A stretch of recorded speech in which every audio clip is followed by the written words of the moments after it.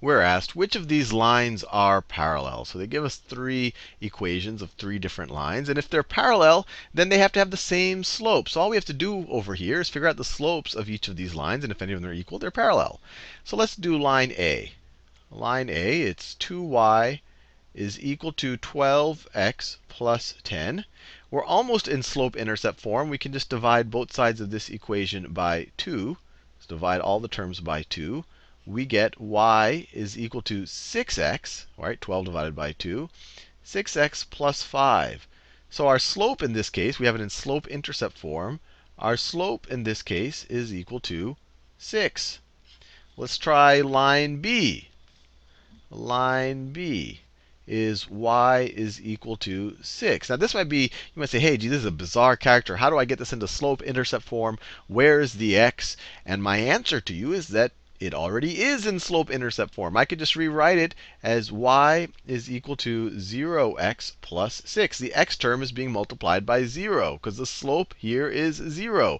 Y is going to be equal to 6 no matter how much you change x. Change in y is always going to be 0. It's always going to be 6. So here, our slope is 0. Our slope is equal to 0. So these two lines are definitely not parallel. They have different slopes. So let's try line C. Line C, I'll do it down here. Line C.